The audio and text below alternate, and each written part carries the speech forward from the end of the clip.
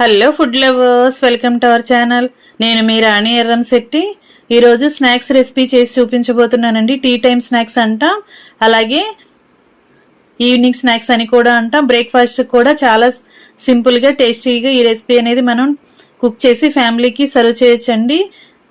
ఇది టేస్టీనే కాకుండా healthy recipe కూడా. ఆ ప్రాసెస్ అంతా కూడా నేను మీకు చూపిస్తాను. వీడియోని మధ్య మధ్యలో స్కిప్ చేయకుండా ఫస్ట్ నుంచి లాస్ట్ వరకు చూడండి. ఇంకా ప్రాసెస్లోకి వెళ్ళిపోదాం. 1 కప్పు శనగలు తీసుకోండి, అలాగే వేరొక కప్పుతో బఠానీ తీసుకోండి. గ్రీన్ పీస్ అంటాం కదా, పచ్చి బఠానీ తీసుకోండి. వాటిని వేరువేరుగా గిన్నెల్లో వేసుకుని వాటి నిండా వాటర్ పోసుకుని 4 నుంచి 5 గంటల వరకు నానబెట్టుకోవాలండి. నానిన తర్వాత వాటర్ అన్నీ కూడా తీసేసుకుని 2-3 సార్లు బాగా కడుక్కున్న తర్వాత నేను మీకు చూపిస్తున్నాను.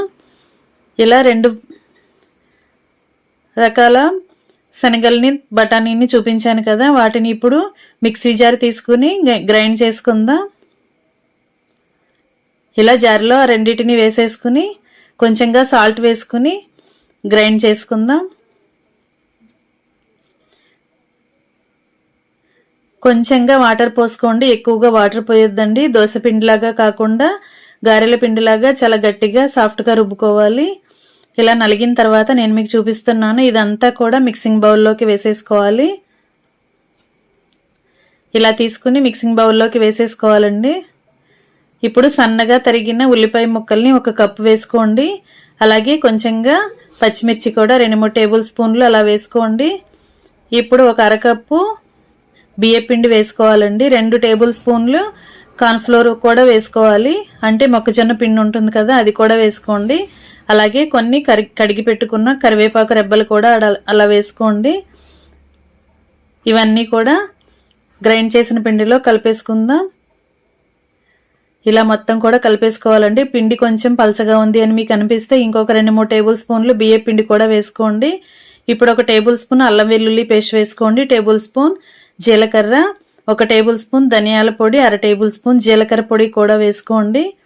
అలాగే కొంచెంగా కడిగి పెట్టుకున్న కొత్తిమీర కూడా వేసుకోండి. ఇవన్నీ కూడా పిండిలో కలిసే వరకు బాగా కలుపుకొని పక్కన పెట్టుకుందాం. ఇప్పుడు కళాయి తీసుకోండి. డీప్ ఫ్రైకి సరిపడా ఆయిల్ పోసుకోండి. ఆయిల్ అనేది ఎక్కువగా పీల్చుకోండి. ఈ రెసిపీ చాలా చాలా సింపుల్గా డీప్ ఫ్రై అయిపోతుంది.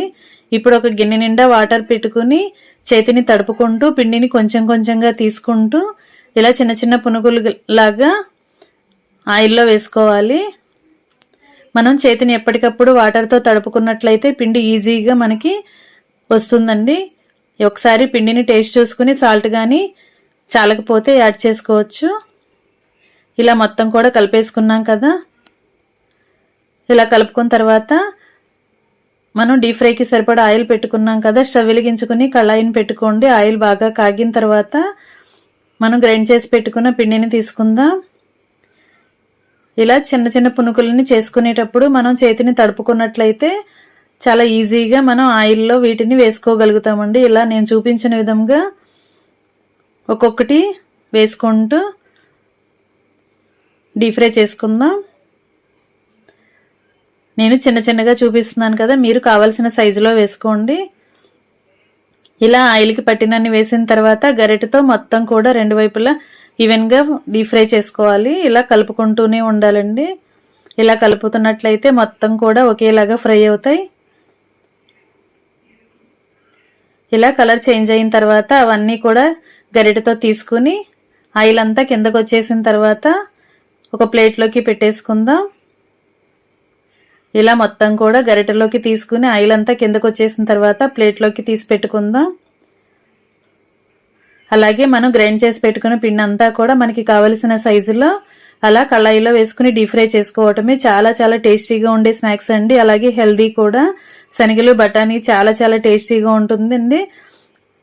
చాలా సింపుల్గా టేస్టీగా ఈ రెసిపీని మనం కంప్లీట్ చేసి మన ఫ్యామిలీకి సర్వ్ చేయొచ్చు. ఇలా ఆవకాయ చట్నీతో కానీ, పల్లీ చట్నీతో కానీ, కొబ్బరి చట్నీతో కానీ సర్వ్ చేసుకోవచ్చండి. చాలా చాలా టేస్టీగా ఉంటుంది, హెల్దీగా ఉంటుంది. మీరు ఖచ్చితంగా ట్రై చేసి చూడండి. అలాగే నా ఛానల్ని ఫస్ట్ టైం వాచ్ చేస్తున్న వారైతే రన్ అవుతున్న వీడియో కింద రెడ్ కలర్ ఆప్షన్ టచ్ చేసి ఏఎల్ఏ లాలని బెల్ ఐకాన్ని కూడా టచ్ చేసి నా ఛానల్ని సబ్స్క్రైబ్ చేసుకోండి. Thanks for watching. నేను మీ రాణి ఎర్రంశెట్టి.